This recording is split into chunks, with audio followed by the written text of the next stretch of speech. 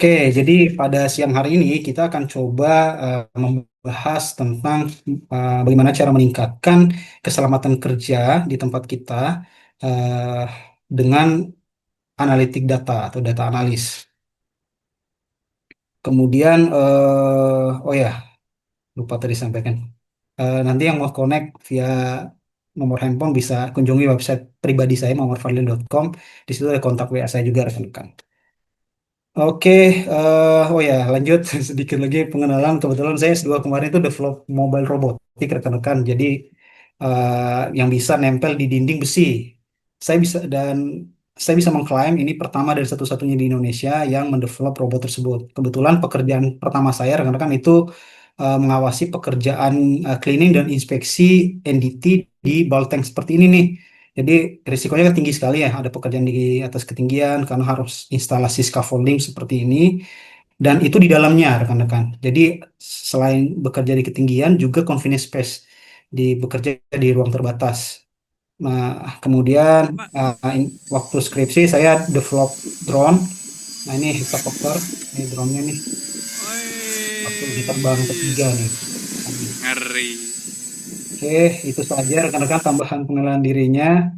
Nah, klaim saya tadi dasarnya ini rekan-rekan. Jadi saya hak desain industrinya itu udah saya daftarkan di Direktorat Hak Cipta dan Desain Industri untuk mobile robotik yang bisa nempel di dinding besi tadi dan melakukan misi inspeksi dan visual. Oke, nah outline pelatihan kita pada siang hari ini. Yang pertama, saya mau kita akan mengenal tentang industri 4.0 ya. Karena ini pelatihan kita ini sebenarnya tidak lepas dari hal tersebut. Jadi salah satu upaya kita nih di bidang ketiga dalam menerapkan ini keilmuan industri 4.0 gitu. Kemudian nanti ada pengenalan tentang pengenalan dan isu terkait data presentation ya, ya visualisasi data di K3. Kemudian kenapa sih penting mengambil keputusan berdasarkan data. Lalu berikutnya ini nih safety survei budaya ketiga dan uh, interpretasi datanya. Kemudian kita lanjut tentang pengenalan data visualisasi khususnya untuk K3. Lalu ada studi kasus dua studi kasus nanti tentang APD dan pelatihan ketiga. Nah terakhir nanti kita ada simulasi juga rekan-rekan.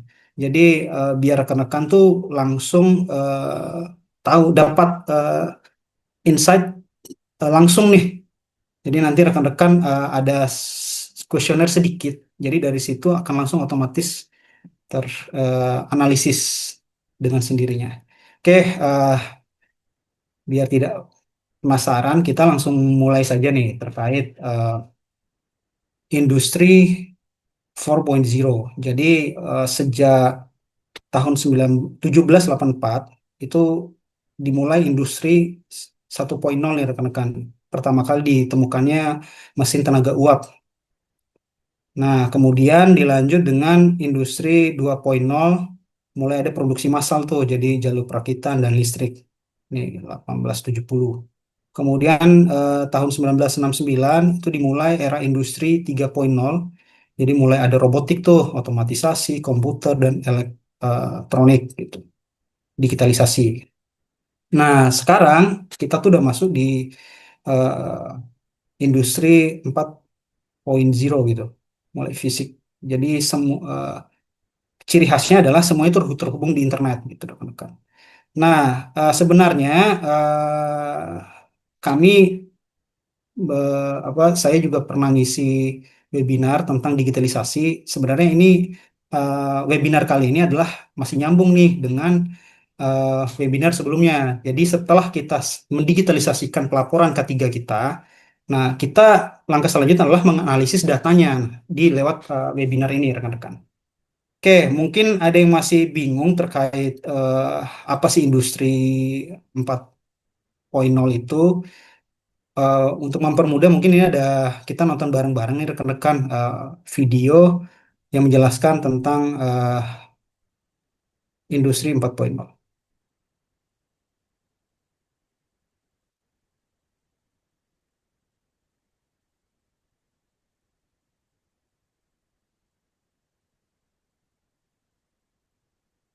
Sorry. Apa sih yang ada di pikiran kamu pas dengar soal revolusi industri? Revolusi industri itu keadaan di mana kehidupan kita terpengaruh oleh perubahan global, yaitu perubahan besar yang menyeluruh di berbagai aspek industri. Nah, sekarang kita ada di era revolusi industri 4.0. Tapi kok langsung di era 4.0 sih? Era revolusi industri 1.0 sampai 3.0-nya mana? Terus apa bedanya? Kemunculan revolusi industri 1.0 terjadi pada tahun 1784 yang ditandai dengan ditemukannya mesin uap sebagai mesin produksi industri. Sedangkan kemunculan revolusi industri 2.0 terjadi di tahun 1870 dengan mulai beralihnya penggunaan mesin uap ke mesin listrik. Kemudian, di era revolusi industri 3.0, fungsi manusia mulai beralih ke mesin-mesin produksi tadi yang sudah menggunakan kecerdasan robotik dan berdasarkan sistem otomatisasi. Nah, era 4.0 ini dijuluki dengan Internet of Things. Semua hal terintegrasi dengan internet dan akan membuka peluang terciptanya produk-produk inovatif dan pasar baru yang akan menggantikan produk lama. Kalau dibandingkan, perbedaannya terletak pada jenis teknologi, tingkat efisiensi biaya, rantai nilai, dan lingkup jangkauan yang luas. Semua ini bisa terjadi karena dunia kini ada di era di mana revolusi industri secara tidak langsung mengubah kehidupan kita. Salah satu contohnya cara kita bekerja, yang sekarang jadi semakin mudah karena adanya bantuan mesin yang terintegrasi dengan internet. Oke, itu rekan-rekan pengenalan terkait apa itu industri 4.0. Nah, lebih lanjut, jadi eh, kita mungkin dihebohkan ya setahun terakhir ini, 2 tahun lah ya, 2 tahun terakhir terkait munculnya AI gitu. Jadi AI itu tidak langsung muncul eh, begitu saja ya rekan-rekan. Jadi awalnya itu ya digitalisasi. Kemudian yang kemarin tuh webinar yang kita dengan Media Tama juga terkait digitalisasi pelaporan ketiga. Nanti mungkin bisa ditonton di di channel YouTube Media Tama atau Pak Kaci Deni. Nah, berikutnya setelah kita mendigitalisasi, kita menganalisis nih datanya. Nama yang webinar kita pada siang hari ini masuk ke sini rekan-rekan. Data analisis data. Nah, kemudian nanti kita lihat tren datanya, kemudian kita mendapatkan insight apa sih, maksudnya kesimpulan apa sih dari data ya, tersebut. Jadi kita menganalisis tuh, rekan-rekan. Kemudian eh ada namanya data science, rekan-rekan. Data science ini nanti penggunaan namanya machine learning, deep learning, yang outputnya dari data science ini adalah AI, jadi model AI. Kebetulan Mediatama juga sudah berhasil mendevelop ini ya, model AI LLM-nya sendiri terkait ini apa K3 ya. Nah, jadi sebenarnya yang kita pelajari pada kita bahas pada siang hari ini nanti ada kaitannya dengan ke AI juga rekan-rekan. Mungkin ke depan kita akan bahas tentang AI di bidang ketiga gitu. Nah, kali ini nanti sampai simulasi kita akan masuk mulai nyerempet sedikit, jadi tidak cuma data analisis, tapi juga ke data science sedikit rekan. Nanti kaitan dengan otomatisasi nih di sini. Oke, jadi seperti itu rekan-rekan. Alur AI itu eh, muncul mulai dari kita digitalisasi dulu. Eh, Contohnya adalah misalnya rekan-rekan masih pakai hard copy ya untuk inspeksi dan pelaporan dan lain-lain di bidang ketiga. Nah, itu mulai didigitalisasikan dengan cara apa ya? Pakai form-form digital agar datanya itu bisa ada data digitalnya rekan-rekan hasil inspeksi atau reportnya itu. Kemudian data tersebut nanti kita analisis. Nah, ini yang kita bahas di siang hari ini. Nah, setelah dianalisis, kita tambahkan otomatisasi dan kalau misalnya datanya udah lebih dari 1.000, udah 1.000 row lah gitu, baris. Nah, itu udah bisa tuh kita develop model AI. Cuma biasanya kalau datanya masih 1.000 agak agak bodoh tuh AI-nya, masih prediktifnya tuh masih kurang akurat lah, mungkin baru 70% atau 60% gitu rekan-rekan.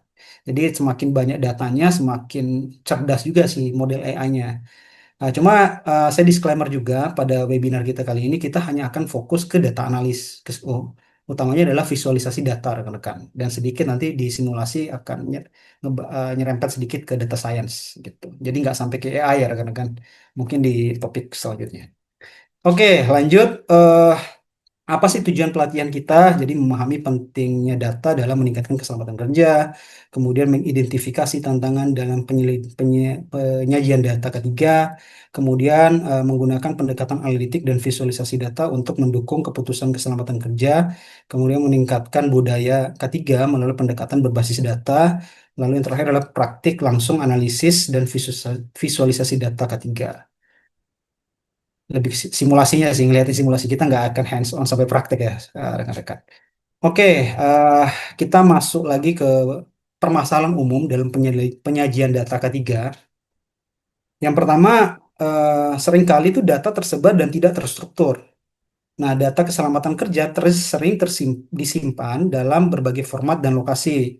Contohnya, file Excel terpisah per lokasi atau site, kemudian catatan masih manual tadi di lapangan dan kertas formulir, jadi belum didigitalisasi ya rekan-rekan ya. Kemudian laporan insiden dalam email atau WhatsApp atau sistem berbeda, misal HR, HSE, dan maintenance. Jadi masih beda-beda nih antar setiap divisinya. Nah, ini jadi problem juga nih dalam penyediaan data gitu-gitu. Intinya kaitan dengan efisiensi ya, jadi tidak cepat lah gitu dalam menganalisis data sehingga nanti mempersulit juga pengambilan keputusan gitu. Terutama yang pekerjaan yang uh, juga dituntut cepat dalam mengambilkan tindakan rekan-rekan kayak industri migas, tambang gitu kan kalau misalnya apa terlambat ya lama ya kita juga eh, apa kalau misal nggak tidak terotomatisasi kemudian belum digital itu akan mempersulit juga tuh untuk mengambil keputusan dari top manajemen atau middle manajemennya gitu rekan-rekan. Kemudian masalahnya adalah sulit melakukan kompilasi data secara cepat, menyulitkan analisis tren jangka panjang, kemudian potensi data loss tinggi hilang saat terjadi pergantian personel atau sistem. Nah ini nih yang ketiga nih yang paling sering rekan-rekan ya. Eh, Biasanya itu ganti personil ketiga di suatu perusahaan.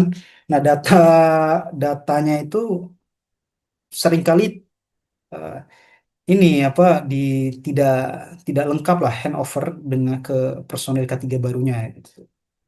Nah, makanya dengan kita mulai mendigitalisasi eh, pelaporan ketiga dan dokumen-dokumen ketiga lain, eh, itu harapannya tidak terjadi nih hal-hal ini rekan-rekan. Kemudian permasalahan lainnya adalah tidak ada standarisasi dashboard ketiga. Jadi tiap unit divisi bisa menyajikan data ketiga dengan format atau indikator atau visualisasi berbeda. Misalnya ada side project yang satu dengan side project yang lain bisa jadi format tampilannya itu berbeda-beda gitu teman. Kemudian ada yang hanya menampilkan jumlah insiden tanpa klasifikasi, ada yang pakai warna, ada yang tidak gitu. KPI-nya juga berbeda-beda nih, ada yang sampai 10 poin misalnya, ada yang dia cuma ya jam kerja selamat saja, kemudian TRIR dan lain-lain lah. Nah, itu berbeda-beda, makanya perlu distandarisasi juga nih, rekan-rekan. Kemudian masalahnya menyulitkan manajemen untuk membandingkan performa antar lokasi. Kemudian ambigu dalam pelaporan ke regulator atau pemangku kepentingan. Dalam hal ini auditor atau mitra kerja, klien kita misalnya gitu. Kemudian tidak semua visualisasi mendorong tindakan atau tindakan actionable. Jadi data yang disajikan tuh seringkali jujur dulu itu saya banyak mainnya di tabel aja rekan-rekan. Jadi kurang bermain chart. Padahal tabel itu kan susah juga ya kita ngelihat menarik kesimpulan dari tabel apalagi kalau datanya banyak ya misalnya kayak di KPI di OTP Objective Target dan programnya misal programnya banyak nih. Nah itu kita eh, paling kan di tabel tuh presentasi aktualnya, misal berapa persen program ini tercapai tahun ini gitu. Tapi kalau misal kita mau bandingkan dengan pencapaian tahun lalu, itu gimana tuh? Maksudnya kita perlu lihat buka lagi file atau kalau misal belum di scan, buka lagi hard copy-nya gitu kan. Jadi tadi memakan waktu untuk mengambil keputusan kan. Kemudian yang ketiga adalah under reporting dan over reporting. Jadi under reporting itu insiden atau near miss tidak dilaporkan karena takut disalahkan, kemudian malas atau sistem pelaporan terlalu rumit. Misalnya tadi ya yang harus formnya tuh terlalu kompleks gitu, atau belum pernah dilaksanakan pelatihan terkait pengisian formulir tersebut.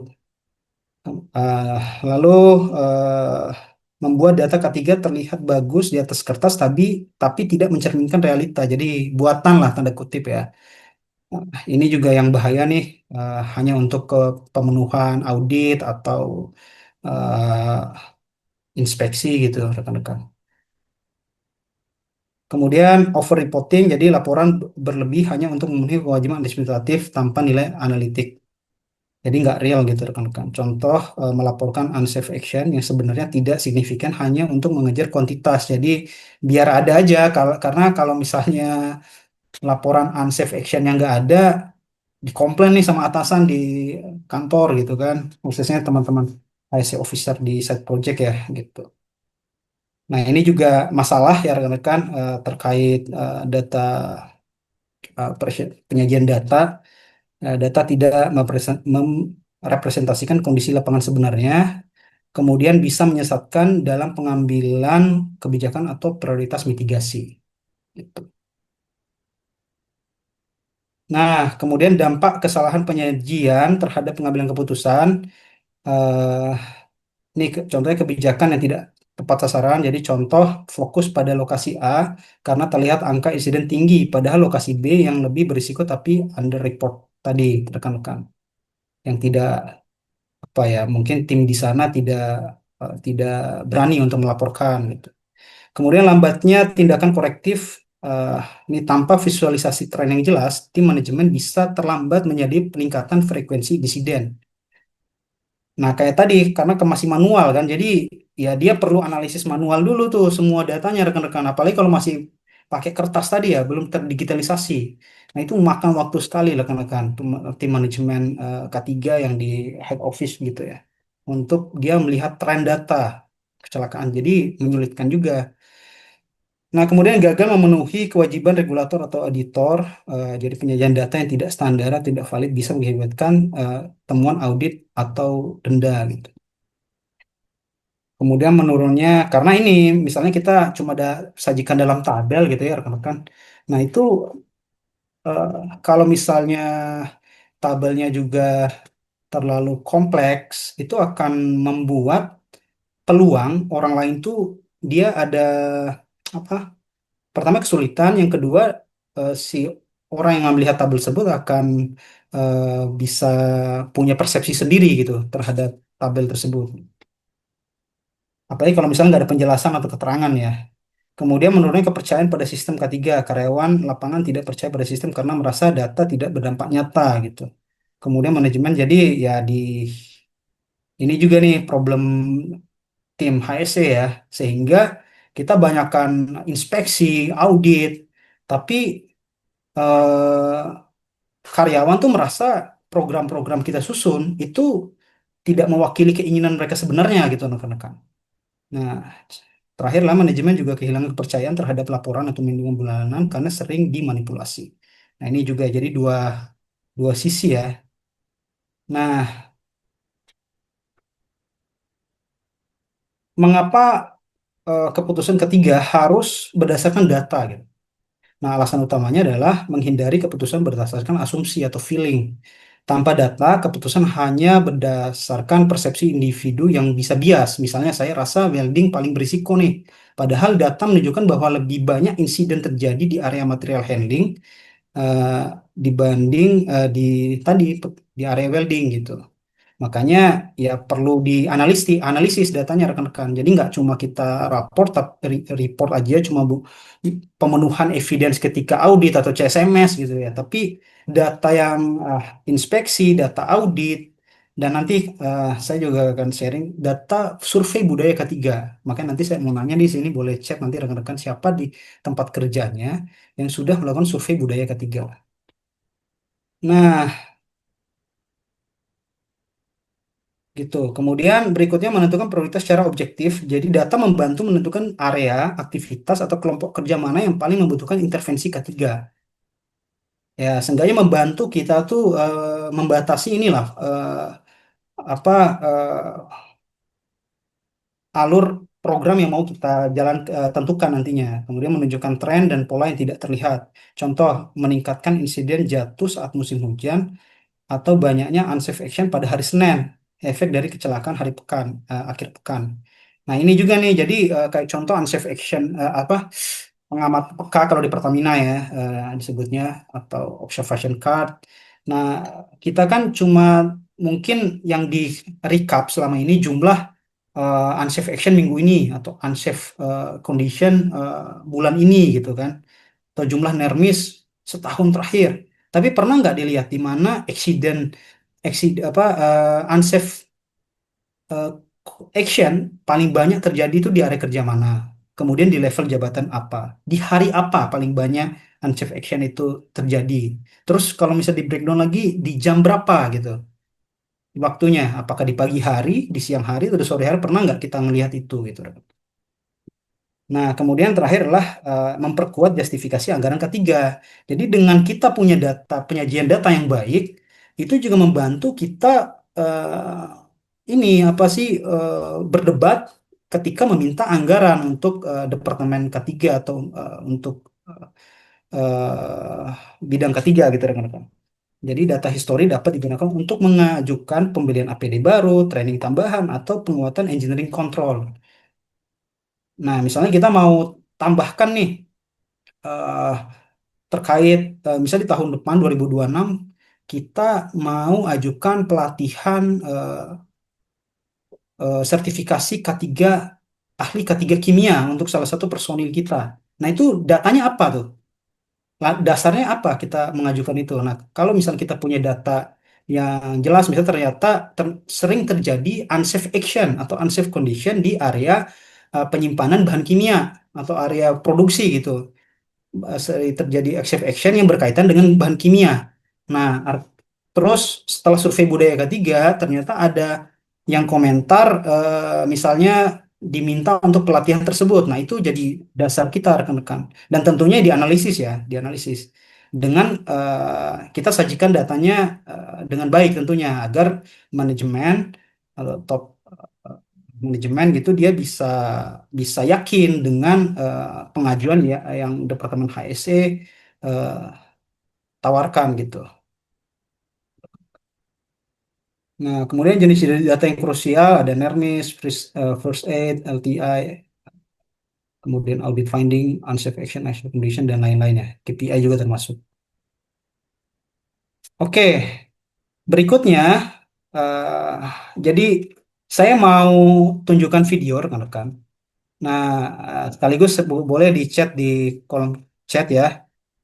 Kira-kira di tempat rekan-rekan sudah ada nggak yang melakukan survei budaya ketiga? Kita kan selama ini kenal ada inspeksi, ada audit ya. Nah, tapi pernah dengar atau sudah dilakukan nggak di tempatnya terkait survei budaya ketiga? Nah, ini saya mau tampilkan video. Kebetulan saya pernah kerja di PDSI dulu. Nah, salah satu job desk saya adalah melaksanakan program Salam Lima Jarinya PDSI ini nih. Cuma mereka menyusun program Salam Lima Jari itu based on survei budaya ketiga rekan-rekan yang dilakukan oleh mahasiswa UI waktu itu tahun 2015-an. Oke, ini saya tunjukkan. Membudayakan salam lima jari.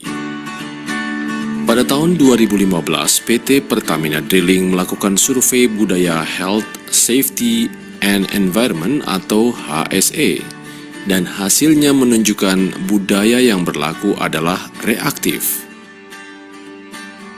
Pada umumnya, masalah terkait HSE baru menjadi perhatian dan diambil tindakan setelah terjadi kecelakaan.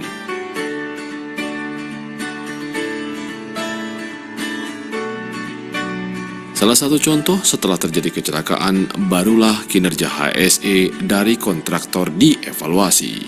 Tetapi, rekam jejak HSE kurang dinilai pada saat pemilihan kontraktor. Contoh lainnya ketika terjadi kecelakaan, dilakukan investigasi untuk mencari penyebab kejadian. Namun, laporan tersebut tidak sampai ke atasan dan tidak disebarluaskan sebagai bahan pembelajaran. Menindaklanjuti temuan ini, Pertamina Drilling mengembangkan program HSE yang kemudian dikenal dengan program Salam Lima Jari. Kampanye safety ini dimulai pada tahun 2015, disempurnakan pada awal 2016 dan telah menjadi komitmen jajaran pimpinan perusahaan. Tema lima jari diambil berdasarkan data statistik yang menunjukkan bahwa kecelakaan di Pertamina Drilling kebanyakan menyangkut luka atau insiden jari. Salam lima jari menjadi simbol semangat penolakan terhadap segala bentuk insiden, sekecil apapun. Dalam pelaksanaan di lapangan, saat tailgate meeting, sebelum memulai pekerjaan, pekerja diwajibkan menyampaikan salam lima jari ini, disertai ajakan mensyukuri karunia Tuhan dan berjanji menjaga pemberian tersebut. Secara ringkas, Salam Lima Jari tahap 2 meliputi 26 program yang wajib dilaksanakan dalam kegiatan sehari-hari di lingkungan Pertamina Drilling. Program-program tersebut dibagi dalam 5 klaster, yaitu Manajemen Komitmen, Behavior Based Safety, Green Drilling, Quality to Profit, serta Security for All. Baik, itu rekan-rekan. Jadi dari video ini saya mau menunjukkan bahwa manajemen PDSI itu mereka ini rekan-rekan apa sih menyusun program tadi itu berdasarkan data gitu. Itu yang mau saya tekankan rekan-rekan. Nah, rekan-rekan kalau mau nonton lebih sampai selesai nih, ketika dia di YouTube eh, program Salam Lima Jari PT PDSI itu ada di channel YouTube-nya PT PDSI langsung tuh rekan-rekan. Untuk klaster manajemen Oke. Nah, ini ada tabel rekan-rekan. Ini saya bahas juga apa sengaja bahas di apa di webinar kali ini terkait survei budaya K3 karena saya rasa nggak semua perusahaan tuh sudah menerapkan rekan-rekan karena yang paling umum kan ini ya inspeksi dan audit ini yang paling umum lah. Nah ini ada tabel perbandingan inspeksi K3, audit sistem manajemen K3 dan survei budaya K3. Nah, jadi kalau tujuan utamanya, kalau inspeksi itu menemukan kondisi atau tindakan tidak aman di lapangan, lebih ke teknis lah, mesin, alat kerja, atau area kerja gitu.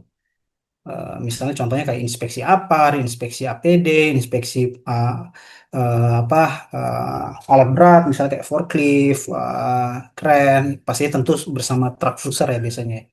Kemudian audit ya lebih ke sistem manajemen ya, evaluasi kesesuaian sistem K3 terhadap sistem K3 terhadap standar, baik itu standar ISO 45001 misalnya atau PP nomor 50 tahun 2012 gitu. Nah, kalau di survei budaya K3, dia tuh menilai persepsi, sikap dan nilai pekerja terhadap K3. Jadi langsung tujuan utama ini rekan-rekan, dilihat pendapatnya.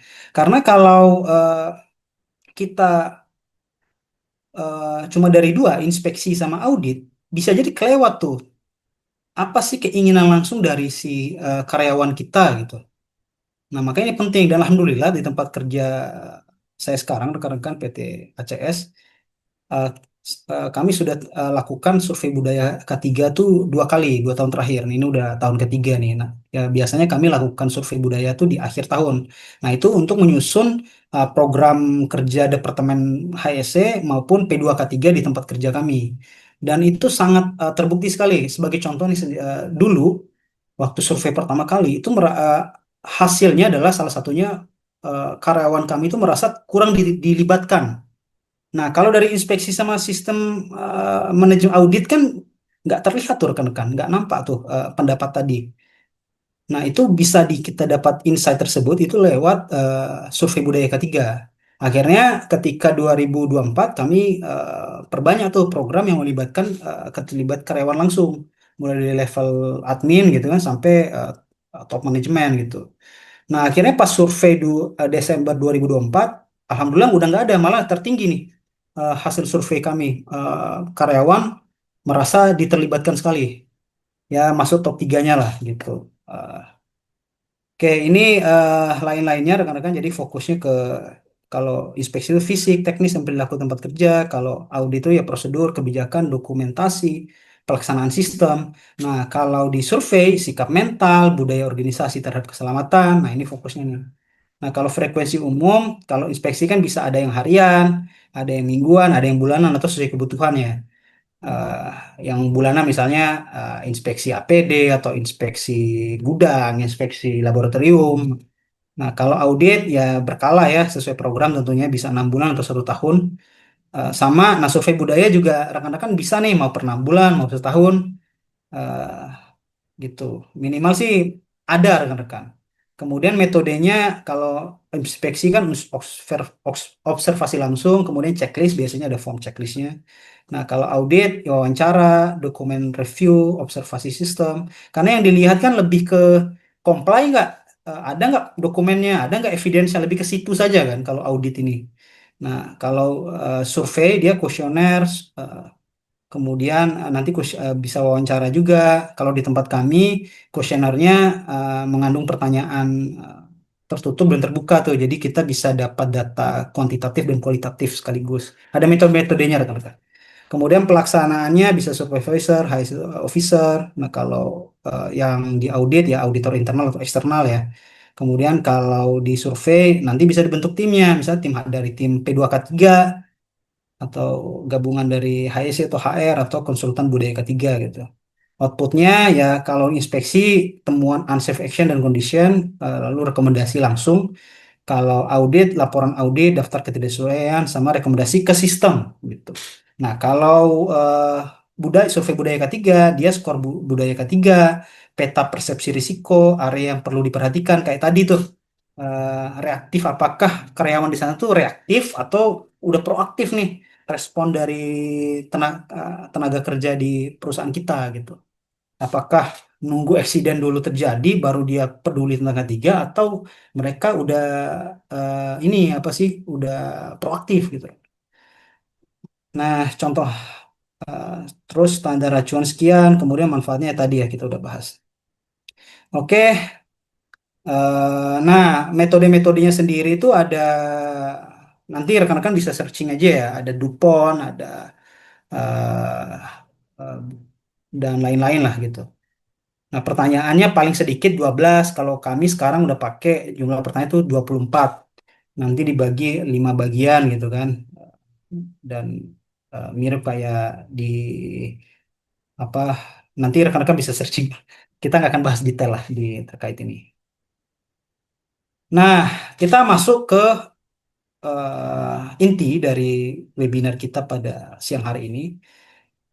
Pengenalan terkait analisis data. Jadi analisis data itu adalah suatu proses yang melakukan hal seperti pemeriksaan, pembersihan, transformasi, dan juga pemodelan data dengan memiliki tujuan untuk dapat menemukan informasi yang berguna untuk menginformasikan suatu sebuah kesimpulan yang mendukung dalam melakukan pengambilan keputusannya tentunya. Ini sumbernya dari DQ Lab ya. Jadi gimana kita melakukan hal-hal ini rekan-rekan. Nah, untuk menganalisis data, ini ada tabel perbandingan platform olah dan analisis data nih. Jadi ada platform yang bisa kita gunakan untuk menganalisis data, rekan-rekan. Yang paling umum yang kita tahu adalah Microsoft Excel ya. Kemudian ada Google Sheet, ada SQL, ada MySQL, ada PostgreSQL. Nah, ini udah mulai pakai coding nih rekan-rekan. Terus ada R, ini juga udah ada bahasa pemrograman sendiri, ada Python, ada Power BI, ada Tableau, sama SPSS. Nah, ini ada tools-tools yang rekan-rekan bisa gunakan untuk menganalisis data. Tapi saya sarankan ini kan Google Sheet. Karena Google Sheet ini kelebihannya dari Microsoft Excel, ini bukan promosi ya, tapi eh, apa ya untuk tadi ya kampanye digitalisasi ya karena dia berbasis cloud sehingga dia bisa terintegrasi apa kita bisa terhubung dengan orang lain dan juga secara real time gitu rekan-rekan selama sama-sama terhubung internet gitu rekan. Dan fungsi-fungsinya sama seperti Microsoft Microsoft Excel, cuma dia online lah gitu kasarnya. Nah, hands-on kita simulasi nanti itu kita pakai teknologi Google semua, rekan-rekan. Nah, ini rekan-rekan bisa baca saja nanti materi akan dikasih juga ya. Oke. Kemudian kalau kita yang paling penting berikutnya adalah ini sebenarnya gratis atau tidaknya rekan-rekan. Nah, kalau Excel kan sebenarnya berbayar ya rekan-rekan ya, berbayar. Excel itu berbayar. Nah, kita bisa pilih uh, tools-tools yang uh, gratis ini nih. Google Sheet, SQL, R, Python. Cuma kalau ini kan udah pakai bahasa pemrograman ya rekan-rekan yang SQL, R, kemudian Python nih ini udah pakai bahasa pemrograman artinya kita harus belajar coding lagi.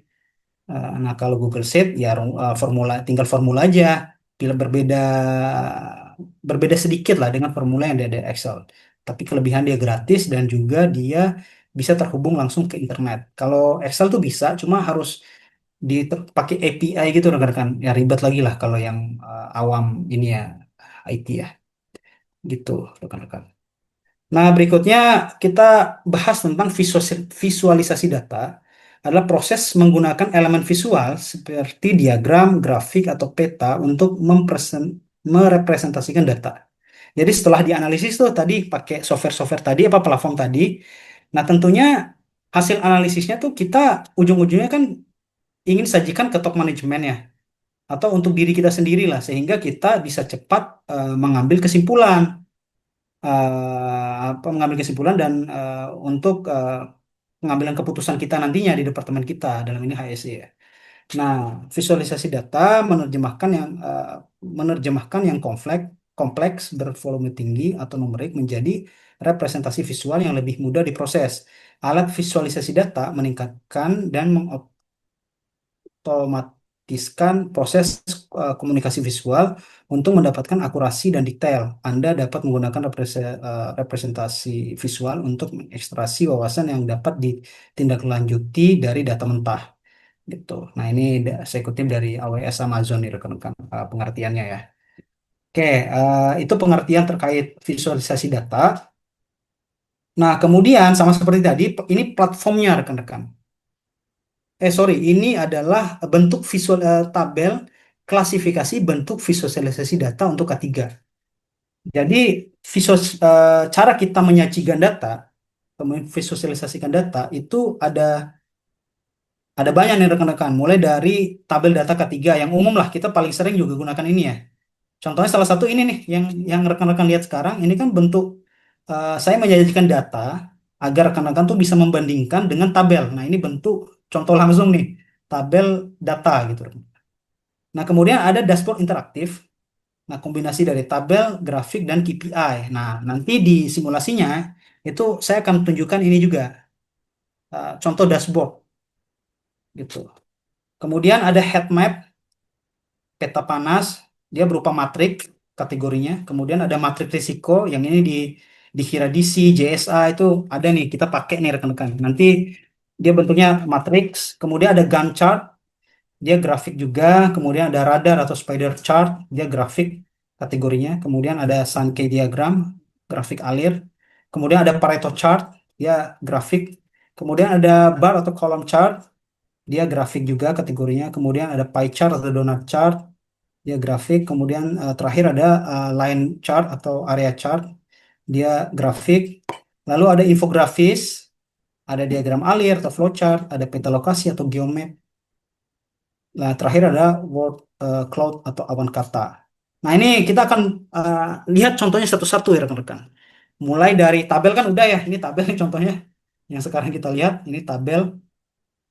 Nah, berikutnya ada dashboard. Dashboard itu apa sih? Nah, dashboard contohnya kayak gini rekan-rekan. Bentuk visualisasi data untuk ketiga dashboard. Ini HSE dashboard analisis. Jadi kita bisa lihat ini dashboard itu adalah sekumpulan chart atau tabel dan bisa juga teks tapi singkat yang nanti memberikan insight secara komprehensif gitu rekan-rekan terhadap data yang sudah dianalisis tadi. Nah, ini contohnya kita bisa lihat nih ini saya ngambil internet juga ya rekan-rekan. Ini bukan ini dummy aja nih contoh. injury, body, kemudian ada lagging indikator, ada apa nih? Oh, temuan ya, ini open, pending, closing, ada status-statusnya, kemudian ada, nah ini kan gabung-gabungan dari beberapa chart-chart ya, grafik-grafik ya rekan-rekan.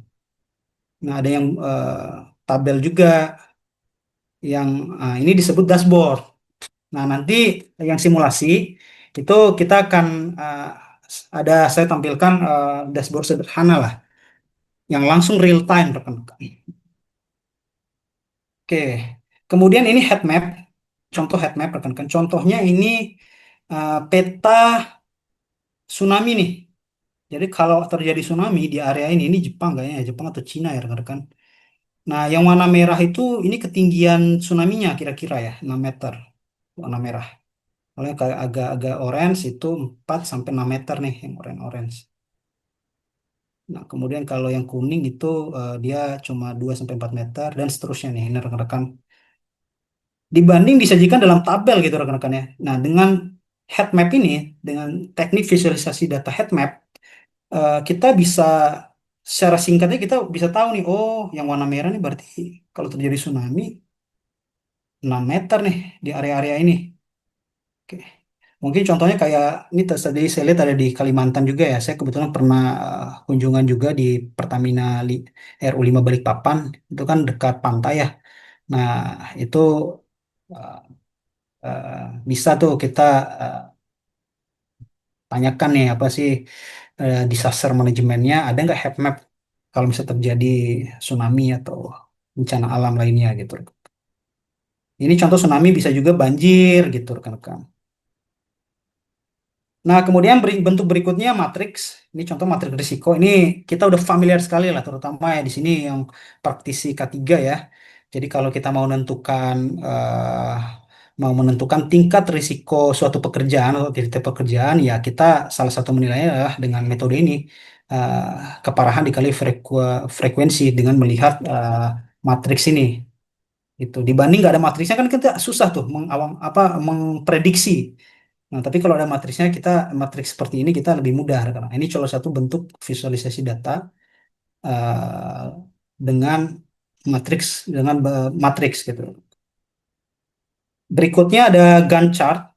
Nah, ini juga terutama yang mungkin ada teman-teman di sini yang jadi project management dari operation atau kita di HSE biasanya dimuncul kalau kita bikin program K3 tuh untuk setahun, misalnya pelaksanaan audit kapan, di bulan berapa ya kan, atau pelaksanaan program lomba cerdas cermat K3 misalnya, itu biasanya kan di Januari sampai Februari kan, untuk memperingati bulan K3 nasional dan lain-lain. Nah, itu namanya Gantt chart.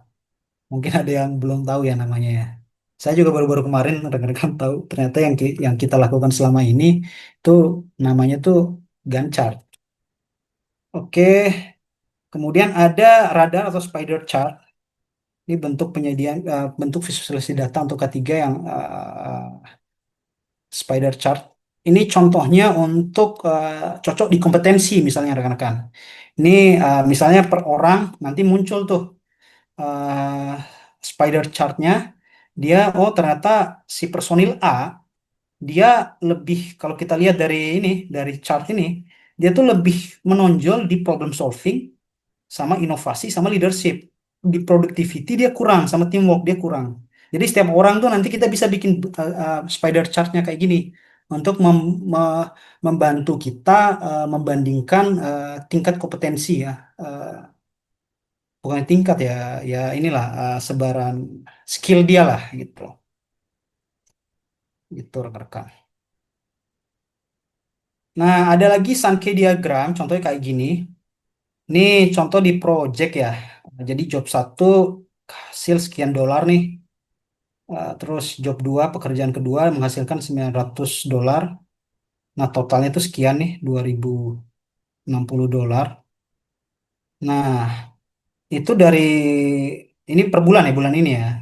Yang lari ke spending money itu 750. Ini bisa kita munculkan presentasinya juga bisa nih di sini. Untuk car paymentnya, car home insurance-nya, dan segala macam. Nah, ini kalau rekan-rekan lihat kayak gini, ini namanya Sankey diagram. Nah, kita bisa munculkan di Departemen HSE itu untuk budgeting ini, Departemen HSE. Misalnya kita jatah 2025 dapat budget, misal anggaplah 100 juta gitu. Nah, 100 juta itu larinya kemana aja? Nah, kita bikin aja Sankey diagramnya kayak gini, rekan-rekan. Misalnya lari ke untuk pembelian APD sekian, untuk program inspeksi sekian, untuk pelatihan dan sertifikasi sekian. Nah, jadi manajemen juga itu lebih mudah tuh, dia melihat apa flow dari budget yang kita apa di departemen kita gitu. Kemudian ada Pareto chart. Nah, contohnya kayak gini. Nah, ini contohnya kejadian insiden nih trennya. Ini kan yang warna merah ini terus selalu meningkat nih rekan-rekan, accumulationnya, injury-nya ya. Dia selalu meningkat, cuma eh, frekuensinya ini nih, ini kategorinya. Jadi ini frekuensi terhadap jenis work related injury and illness. Oke, gitu rekan-rekan. Nah, ini namanya Pareto chart. Nah, ini kita bisa sajikan yang tadi, yang KPI kita, yang amit-amit kalau semoga sih nggak ada ya, nol-nol semua ya, terjadi ya minimal near miss atau unsafe action, unsafe condition lah. Kita bisa bikin tren Pareto chart seperti ini. Gitu. Kemudian ada bar atau kolom chart. Ini paling umum nih, ini paling familiar sekali. Saya juga paling suka, paling sering gunakan ini sih.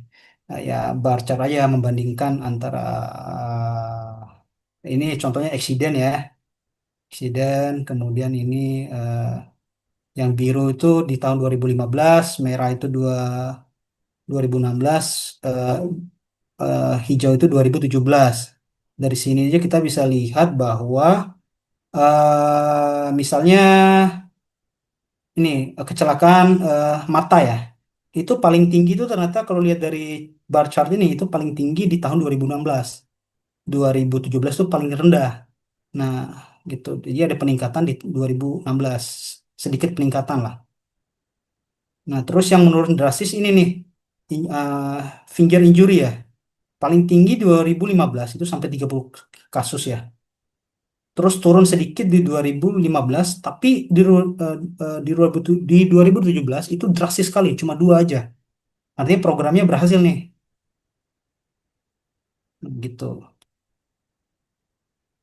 Nah, kemudian ada pie atau donut chart. Ini paling cocok untuk membandingkan, membagi persentase. Misalnya ada 100%, kita bagi eh, berapa sih, jadi kayak di pizza gitu ya rekan-rekan. Pie atau donat. Mana sih yang paling banyak dari 100% itu kalau dipresentasikan ya. Nah, ini sama accident juga ya contohnya. Ternyata paling banyak itu terkait mechanical failure accident. Ini 52 kejadian, 54 sorry. Kemudian yang paling sedikit kalau dari pie chart ini itu 9. Yang ini ya, surf weather accident terkait cuaca ya. Ini paling sedikit nih kejadian terkait ini. Oke, seperti itu. Ada lagi line chart. Nah, ini buat ngelihat trennya aja sih, apakah ada penurunan, ada penaikan gitu. Jadi bukan membandingkan dia, kita kalau line chart itu banyak digunakan untuk melihat tren rekan-rekan. Ini contoh ngelihat annual accident rate ya, dari 1.000 pekerja itu dari 2005 sampai 2010 dia turun sih, tapi sempat ada penaikan di Maret 2009 nih. Kalau kita lihat dari line chartnya ini. Oke, terus ada infografis rekan-rekan. Infografis. Nah, contohnya ini ya, ya poster lah, poster-poster ketiga. Nah, itu bentuk visualisasi data untuk eh, dalam bentuk infografis. Nah, sebenarnya di infografis bisa kita kontennya itu pelatihan terkait apa ya, konten-konten edukasi singkat, atau tadi juga ada laporannya. Kita selipkan data eh, chart tadi di terus kita tambahkan sedikit deskripsi. Nah, bisa seperti itu. Nah, terus yang berikutnya flowchart. Nah, ini yang paling sering kita lihat kalau kita bikin prosedur SOP. Syarat salah satu yang harus ada kan flowchart, rekan-rekan. Jadi ini kalau saya lihat ini SOP terkait sistem manajemen misalnya nih. Jadi kita buat kebijakan, kemudian kita buat rencana, implementasikan rencananya, kita checklist dan corrective action, kemudian ada manajemen review, baru hasil manajemen review itu kita jadikan bahan untuk continual improvement. Gitu. Dan tentunya di setiap prosedur kan nanti ada flowchart sendiri ya. Misalnya induksi karyawan, tuh tahapnya dari datang karyawan, induksi tamu dan vendor misalnya. Misalnya dari si tamu dan vendor barunya datang, itu alur induksinya kayak gimana tuh? Apakah disuruh nonton video induksi dulu, atau diberikan langsung oleh CIS officer-nya, kemudian atau diberi pelatihan dalam kelas untuk khusus induksi kayak di beberapa perusahaan ada yang seperti itu, kayak di Pertamina RU5 Balikpapan itu syaratnya harus dapat sertifikasi induksi itu. Nah, seperti itu rekan-rekan. Jadi flowchart itu salah satu teknik untuk kita memvisualisasikan data dibanding dalam bentuk narasi ya teks doang ya. Mending lebih cepat paham kalau kita pakai sajikan dalam flowchart seperti ini. Nah, terus yang terakhir adalah peta lokasi atau geomap tadi ya. Nah, ini layout lah kalau kita bisa lihat ya. Ini contohnya saya ngambil di internet juga rekan-rekan Politeknik Negeri Ujung Pandang nih. Dia area safety map untuk gedung teknik kimia. Lantai satunya nih. Kampus satu, gedung lantai satunya. Nih ada jalur evakuasinya, titik letak APAR, dan titik kumpul juga. Kemudian apa nih? Emergency exit dan lain-lain. Gitu. Sama-sama nama-nama area kerjanya ya. Oke, itu oh ya, ternyata masih ada yang terakhir. Ini word cloud. Word cloud ini biasanya dipakai di ketika melakukan survei salah satunya. Nah, kami salah satu yang jadi metode yang kami pakai selain berupa apa metode kuantitatif, kami juga pakai metode kualitatif. Kami minta rekan-rekan kerja itu menulis keyword, kira-kira ya satu kali satu kata singkat gitulah, keyword yang mereka usulkan gitu.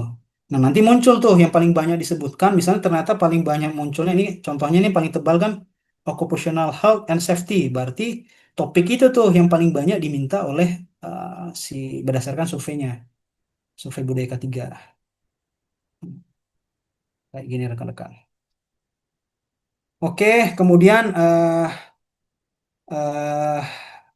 ini ada tabel perbandingan platform visualisasi. Tadi ada Microsoft Excel, kemudian Google Sheet, Power BI, Tableau, Grafana. Kalau di IoT ini kaitannya. Kemudian ada Google Data Studio, ada ClickSense, ada Metabase. Nah, ini keunggulan utamanya. Nanti rekan-rekan bisa baca fitur-fitur visualisasinya, kemudian integrasi datanya, kemudian kemudahan penggunaannya. Nah, nanti rekan-rekan bisa pilih mau pakai yang mana nih. Kayak yang paling susah tuh ini Grafana nih, karena memang ada codingnya sih rekan-rekan. Codingannya nih sama dengan ClickSense juga nih. Nah, yang paling mudah ya ini Microsoft Excel, Google Sheet, kemudian sama Google Data Studio nih kalau buat nanti tampil membuat chartnya dan chartnya lebih profesional lah gitu. Ini kelebihan khusus sama ini kekurangannya. Nanti rekan-rekan bisa baca ya, rekan-rekan. Sorry saya.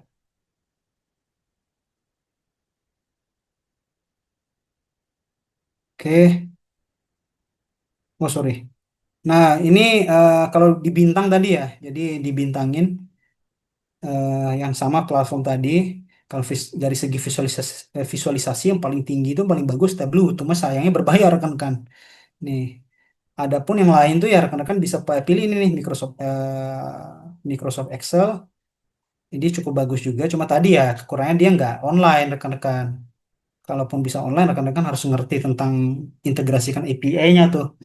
Terus yang lain nih, kalau yang agak mudah, Google Data Studio yang gratis juga. Terus kalau mau yang agak profesional dan gratis, bisa pakai Power BI nih rekan-rekan. Dia freemium. Jadi dia free, cuma untuk fitur-fitur yang agak advance, dia nanti diminta berbayar gitu. Oke. Nah, kemudian kita akan masuk ke tahap studi kasusnya nih rekan-rekan. Ada dua studi kasus.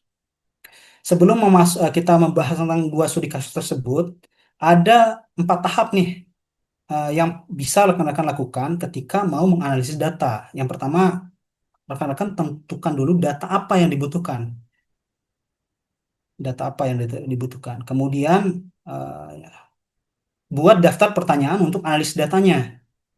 Setelah itu tentukan bentuk visualisasi datanya pakai platform atau tools tadi tuh. Ya, kalau misalnya budgetnya ada atau ada tenaga ahlinya yang bisa coding atau tim IT-nya ya pakai yang berbayar dan yang pakai coding tadi, misalnya pakai Tableau gitu kan.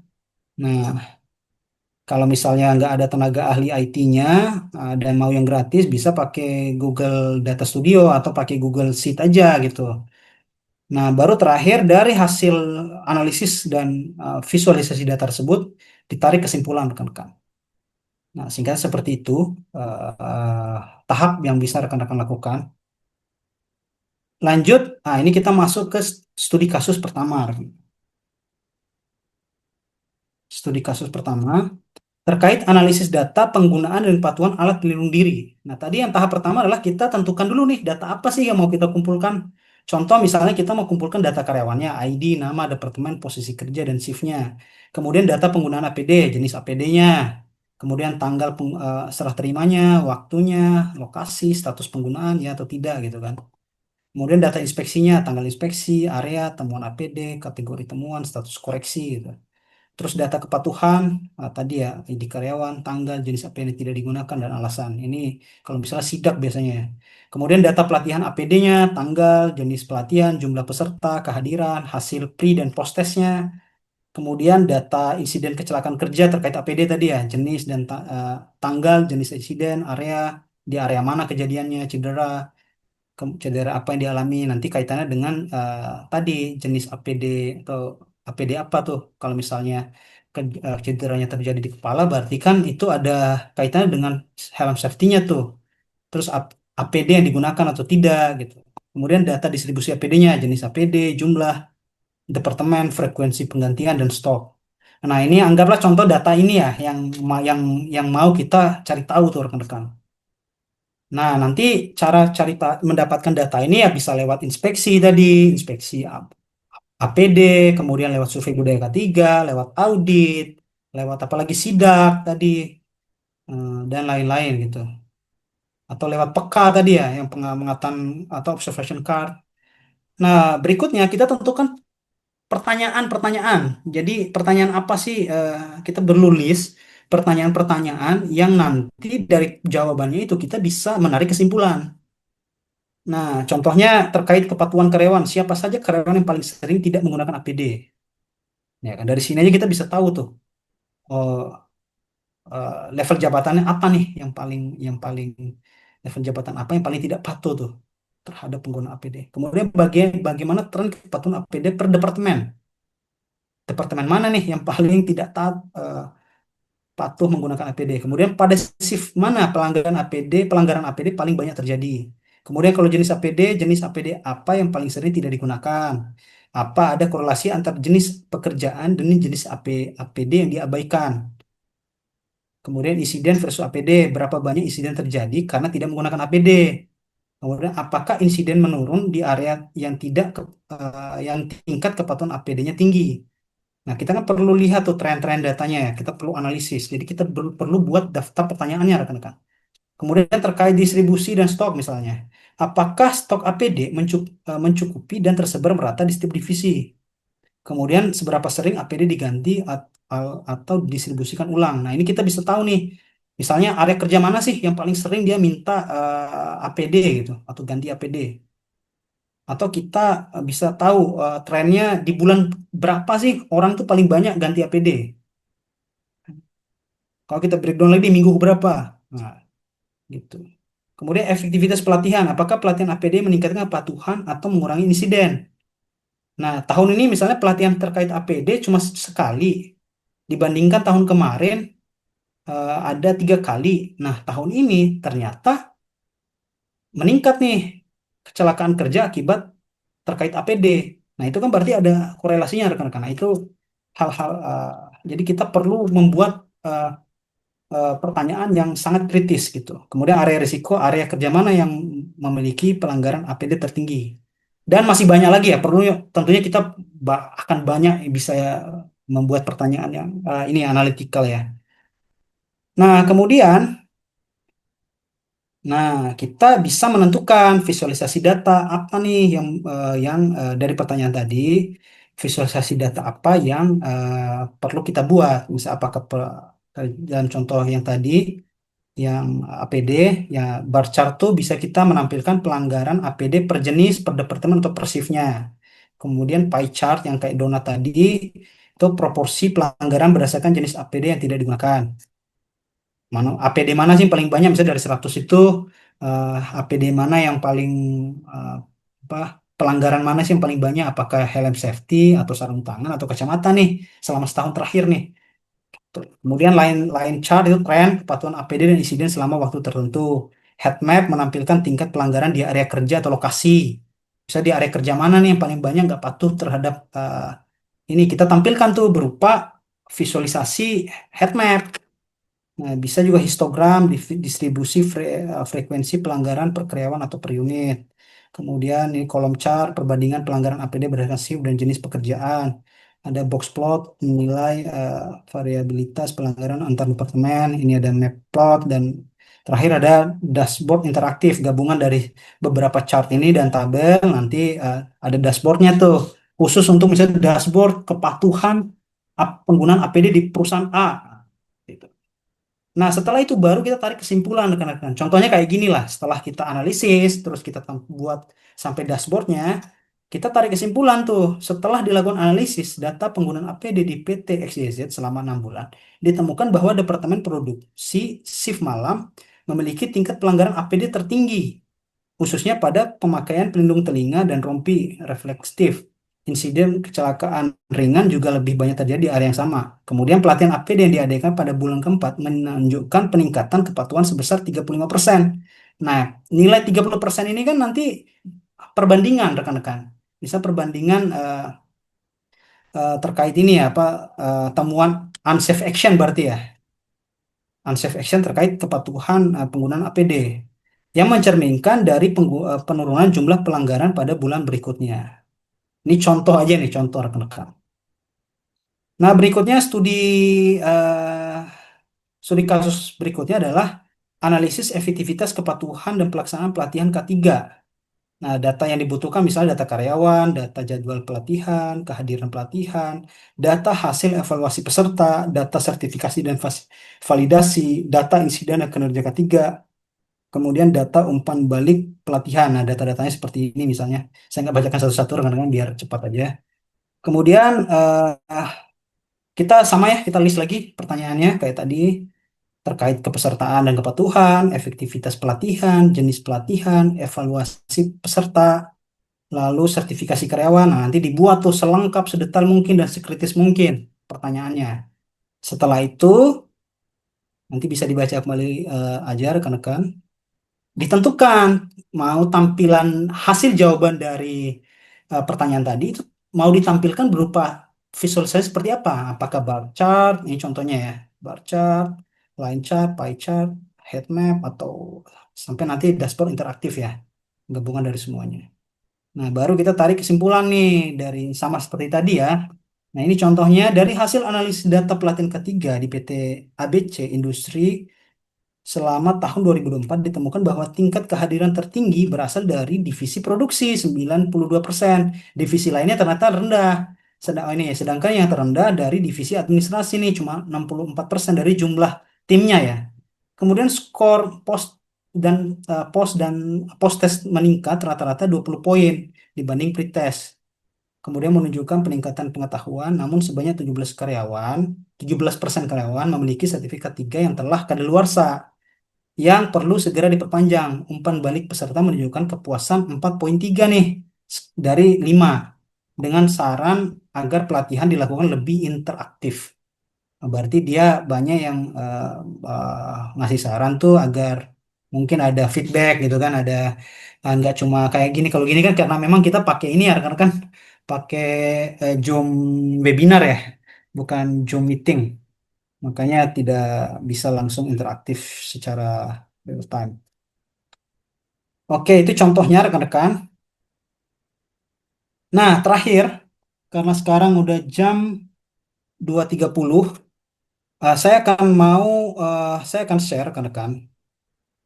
Sorry, saya akan share eh, ini apa sih survei lah, survei sedikit aja rekan-rekan.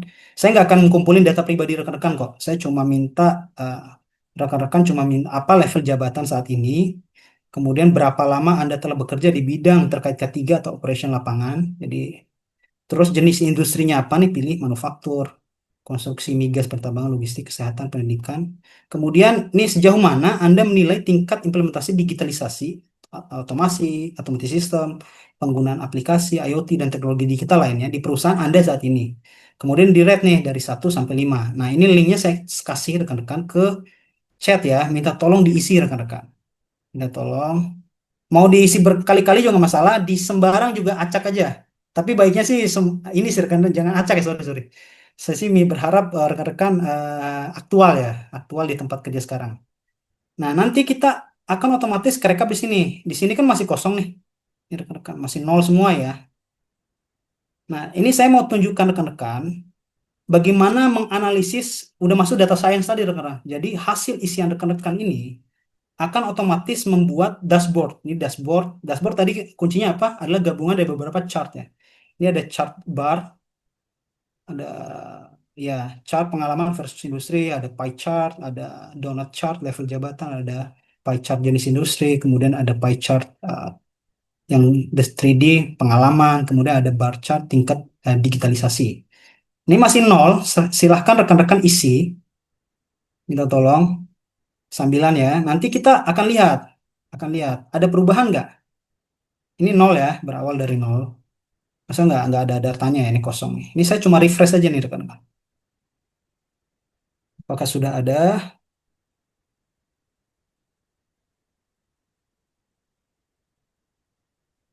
Nah, sudah ada ya. Nah, muncul nih. Muncul chartnya rekan-rekan. Oh, ini namanya kita semi data science rekan-rekan.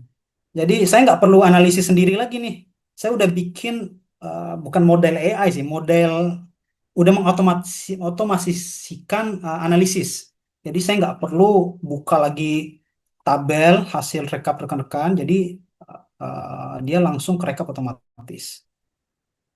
Sambil saya refresh lagi sekali lagi ya. Nah, kini saya lihat contoh yang inilah. Oh, ternyata paling banyak nilainya 3 rekan-rekan. Tingkat digitalisasi di tempat kerjanya dari berapa peserta nih? Nanti kita lihat total ini ya. Oh, dari totalnya tuh ada 4 tambah tuh ada 14 nih paling tinggi nih.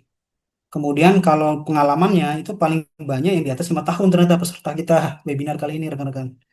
Kemudian kalau level jabatan, pelaksana. Jadi paling banyak di level pelaksana nih. Ada 22, ya ada 56%. Kemudian kalau dari jenis industri paling besar itu di ini nih 35 poin. Oh, seimbang nih manufaktur sama konstruksi peserta pelatihan kita kali ini ya. Nah, kalau ini pengalaman versus jenis industri, tentunya bakal banyak. Tadi saya nggak sempat bikin banyak ini ya chart ya karena keburu ini rekan-rekan. Nah, saya refresh lagi apakah ada penambahan.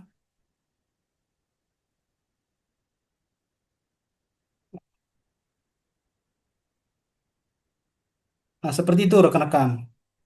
Sama ya level ternyata peserta. Ini saya lihat jumlah peserta kita.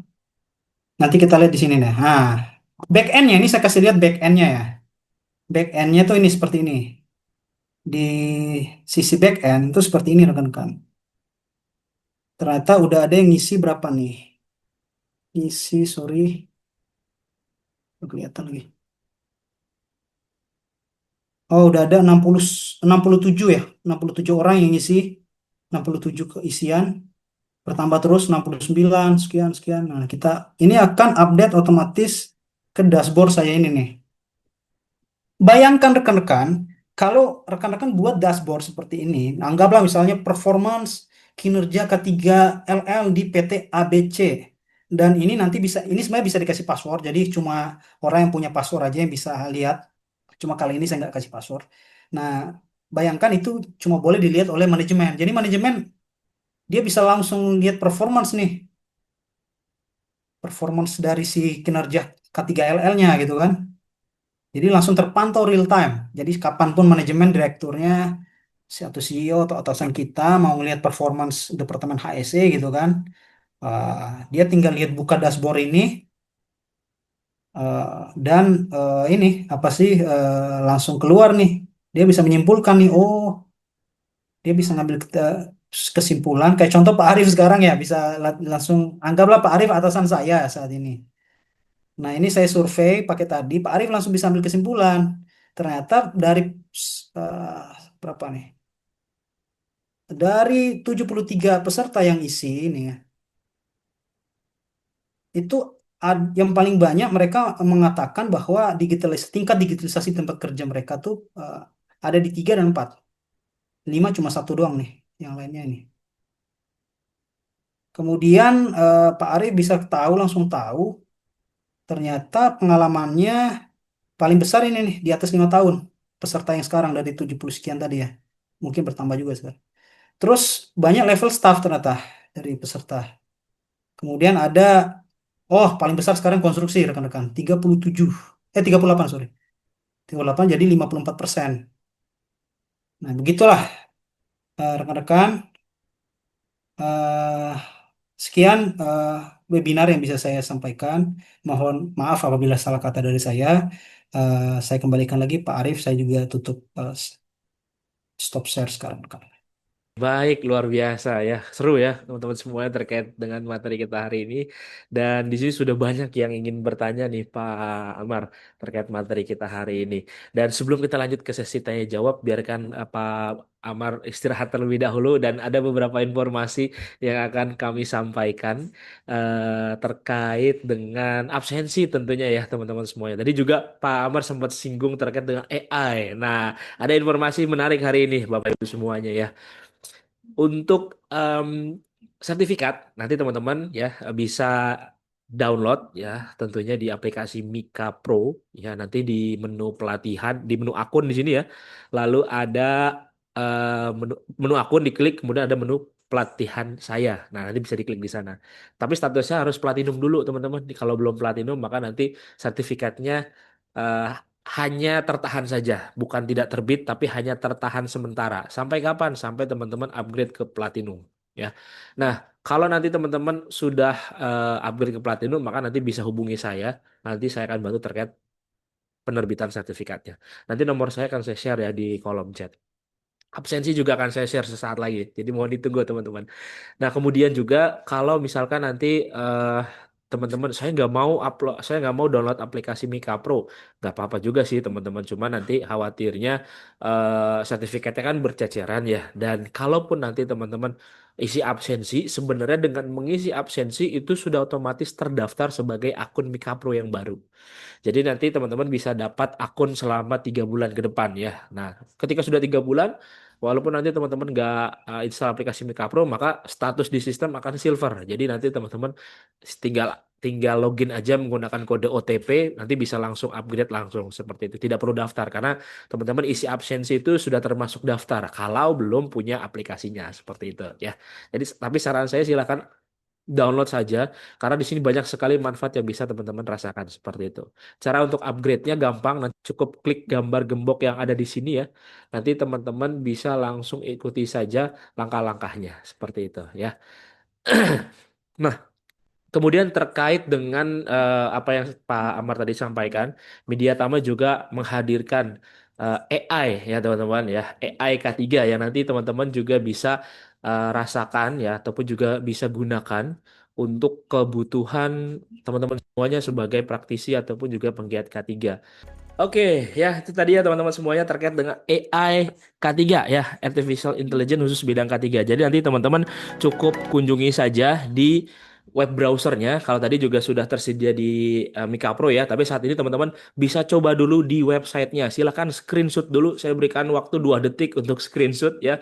Nanti teman-teman langsung login saja menggunakan akun aplikasi Mika Pro. Nah, saat ini kan teman-teman sudah punya akun aplikasi Mika Pro ya. Silahkan bisa login menggunakan akun aplikasi Mika Pro. Teman-teman nanti bisa merasakan terkait dengan AI K3 ini. Biasanya kalau ChatGPT atau Meta AI kan kadang-kadang bermasalah di regulasinya ya. Kadang-kadang ada, kadang-kadang benar ya, kadang-kadang enggak juga. Nah, itu bisa menjadi kendala untuk penggunaan AI di khususnya bidang K3. Nah, Mediatama menghadirkan untuk bisa lebih akurat terkait dengan regulasi-regulasinya di AI K3 yang Mediatama persembahkan ini, teman-teman. Nanti ketika masuk ke dalam website ini, sudah di screenshot ya atau di foto, nanti akan masuk ke halaman ini teman-teman. Nanti tinggal langsung klik mulai konsultasi K3 yang ini. Kemudian nanti teman-teman akan diminta untuk login menggunakan akun aplikasi Mika Pro. Nanti dimasukkan saja email dan kata sandinya. Lalu teman-teman nanti langsung bisa konsultasi di AI K3 ini. Terkait dengan bidang K3 ya khususnya. Jangan tanya soal resep masak. Kalau resep masak nanti si AI K3-nya bingung ya. Karena ini khusus AI K3 saja seperti itu teman-teman. Oke, baik. Silakan teman-teman nanti bisa coba ya AI K3 ini bisa teman-teman gunakan kapan saja ya. Oke, kemudian untuk teman-teman semuanya yang rekaman webinar hari ini juga kita akan upload di channel YouTube-nya Kak Denny. Jadi teman-teman silakan bisa subscribe channel YouTube-nya Kak Denny supaya nggak ketinggalan video terbaru dari Kak Denny. Lalu untuk teman-teman yang memiliki SKP dan lisensi, Mediatama bisa bantu terkait dengan perpanjangannya, baik yang level ahli, teknisi, petugas, kemudian alat berat ya, itu juga bisa Mediatama untuk bantu perpanjangan lisensi dan SKP-nya, teman-teman. Kemudian bagi teman-teman yang ingin terjun ke dunia K3 harus mulai dari mana? Bisa juga ambil yang ahli K3 umum. Nanti teman-teman bisa mengikuti secara online training selama 12 hari dan akan kita laksanakan awal Agustus. Dan ini minimal pendidikannya D3. Kalau teman-teman ingin ikut silahkan bisa hubungi saya atau tim Media Tama yang teman-teman kenal. Lalu untuk di BNSP kita ada ahli K3 BNSP. Nanti teman-teman bisa ambil sertifikasi ini. Dan ini lagi ada program subsidi nih teman-teman ya. Dari 2,5 juta di luar sana mungkin 2,5 juta. Mediatama hanya 950.000 saja. Dan ini bukan sertifikat internal tapi dari BNSP langsung. Nanti teman-teman akan uji kompetensi. Sudah termasuk uji kompetensi ini ya. Nanti akan dikirimkan juga sertifikat aslinya dari BNSP. Dan pembelajarannya secara mandiri terkait dengan 10 unit kompetensi yang akan dipelajari. Minimal pendidikannya adalah D3. Nah, kalau SMA ataupun SMK bisa ambil yang operator K3 atau petugas K3. Bedanya apa? Bedanya kalau operator K3 belum memiliki pengalaman di bidang K3, kalau yang petugas itu sudah memiliki pengalaman di bidang K3. Seperti itu bedanya. Jadi sekarang sudah diklasifikasi lagi lebih detail terkait dengan sertifikasi K3 BNSP ya teman-teman. Lalu kalau kita sudah punya ahli K3 umum yang Kemnaker RI bisa ambil yang auditor dan ini kita akan ada kelas nanti ya di pekan depan di tanggal 21 Juli secara online training. Untuk K3 Linker atau ahli K3 Muda Lingkungan Kerja nanti teman-teman bisa ikuti juga di Media Tama dan ini nanti teman-teman akan mendapatkan sertifikat Hygiene Industri Muda BNSP ya. Nanti dapat sertifikatnya dari BNSP serta lisensi dan SKP-nya dari Kemnaker RI seperti itu. Pembelajarannya blended training teman-teman. Teknisi K3 listrik ini juga ada. Nanti kita akan belajar secara blended training teman-teman. Pendidikannya adalah minimal SMK kejuruan teknik ya. Tapi kalau sudah D3 atau S1 teknik, maka ambilnya yang ahli K3 listrik. Nah, kalau yang teknisi K3 listrik ini blended training. Tapi kalau yang ahli itu tatap muka atau offline training. Kemudian di sektor konstruksi kita ada ahli muda K3 konstruksi dan ini online training teman-teman. Minimal pendidikan SMA sudah bisa ikut gabung di pelatihan ahli muda K3 konstruksi. Lalu di sektor perancah kita ada supervisor perancah kalau Bapak Ibu yang mengawasi perancah, tapi kalau Bapak-bapak ya yang memasang dan membongkar perancah, yaitu ambil yang teknisi K3 perancah. Keduanya kita lakukan secara blended training, nanti praktek langsung di Media Tama. Lalu petugas peran kebakaran kelas D sebagai tanggap darurat kita ada pelatihan ini dan pelatihannya secara blended training juga. Nanti teman-teman akan melakukan praktek langsung terkait memadamkan api menggunakan APAR dan juga fire blanket. Kemudian untuk tanggap darurat selanjutnya kita ada petugas P3K dan ini tatap muka dari hari pertama ya teman-teman. Jadi nanti teman-teman akan melakukan pembelajaran di Mediatama di Meruya, Jakarta Barat. Lalu terkait dengan K3 ketinggian, kita ada TKBT kalau misalkan bapak-bapak ya untuk pekerjaannya di atas ketinggian tapi masih menggunakan platform perancah. Tapi kalau sudah bergelantungan di atas tali ya menggunakan tali nanti ambilnya yang TKPK tingkat satu ya. Kemudian forklift. Nah, Mediatama juga ada untuk sertifikasi operator forklift dan forkliftnya sudah kami siapkan. Ini yang warna kuningnya yang di flyer itu forkliftnya Mediatama Automatic Transmission. Jadi nanti teman-teman bisa praktek langsung di Mediatama. Lalu untuk di sektor rumah sakit kita ada K3 rumah sakit dan juga paramedis K3 muda BNSP. Nah, kalau buat teman-teman yang ambil K3 rumah sakit Kemnaker RI, maka akan mendapatkan gratis uji kompetensi paramedis K3 muda BNSP. Lalu teknisi K3 ruang terbatas kita ada nanti di Agustus, pertengahan Agustus ya, dan ini blended training juga. Di sektor migas kita ada operasi K3 migas dan pengawas K3 migas. Bedanya di mana? Bedanya adalah di pendidikannya saja. Kalau yang operasi K3 migas ambil yang persyaratannya adalah SMA atau SMK, tapi kalau yang pengawas itu sudah minimal D3. Investigasi insiden ini juga penting bagi kita seorang ahli K3 umum ya atau seorang safety di sebuah perusahaan ketika ada terjadi sesuatu insiden maka kita perlu nih untuk mengetahui teknik investigasinya. Kemudian HIMU dan HIMA kita juga ada nanti yang sertifikasi BNSP ya teman-teman. K3 laboratorium ini juga ada kita akan hadir kembali di pertengahan Agustus dan ini pembelajarannya secara blended training ya teman-teman. Nanti uji kompetensinya juga akan dilaksanakan secara tatap muka. Nah, ini adalah ATK yang akan didapatkan kalau teman-teman memilih pelatihan di media Tama ya. Dan nanti kalau online akan kita kirimkan, kalau offline kita akan berikan saat pelatihan berlangsung. Kalau teman-teman ingin belajar secara mandiri, tadi juga Pak Amar sempat sampaikan terkait dengan materi sebelum-sebelumnya. Nah, teman-teman bisa juga nih untuk mengambil eh, videonya atau mempelajari videonya di e-course-nya Midlea. Karena di sini nanti teman-teman bisa dapat sertifikat juga. Jadi tidak hanya ikut webinar saja, teman-teman bisa belajar dari e-course-nya Midlea, lalu bisa dapat sertifikat dan juga modulnya seperti itu. Nah, nanti teman-teman daftar dulu akunnya ya, jadi tidak bisa langsung login menggunakan aplikasi Mika Pro. Kemudian untuk yang ingin mencari kerja di mediatama.co.id itu ada menu karir yang nanti bisa teman-teman kunjungi dan di sini ada ratusan lowongan pekerjaan setiap harinya yang update saja, yang update terus ya. Kalau belum punya CV teman-teman di aplikasi Mika Pro ada menu buat CV online dan ini gratis. Nanti silakan buat aja dan bisa teman-teman langsung download ya. Nah, kalau ada yang ingin informasi lebih lanjut, silakan hubungi nomor tim kami. Jangan lupa teman-teman follow akun sosial medianya Mediatama ya. Lalu kalau ada yang ingin kerjasama, boleh kontak hotline kami. Ataupun juga teman-teman ingin menjadi pembicara di kolega ya di webinar kolega seperti Pak Amar hari ini, silakan bisa screenshot nomor saya. Nanti saya akan bantu terkait dengan penjadwalannya. Oke, ini sudah makin banyak nih Pak Amar yang bertanya ya. Kita akan jawab satu persatu ya teman-teman. Tapi sebelum itu saya akan kirimkan dulu absensinya. Teman-teman silahkan bisa isi absensi cukup satu kali dan sampai ada tulisannya berhasil ya. Oke, silahkan bisa diisi absensinya teman-teman. Habis absensi, balik lagi ke ruang Zoom ya teman-teman. Yang pertama dari Pak Rizal, bagaimana jika perusahaan baru berdiri untuk membuat budaya K3-nya dan juga survei budaya K3-nya Pak? Nah ini gimana Pak? Dari Pak Rizal. Prosedur kalau di tempat kami saya buat prosedur sorry sorry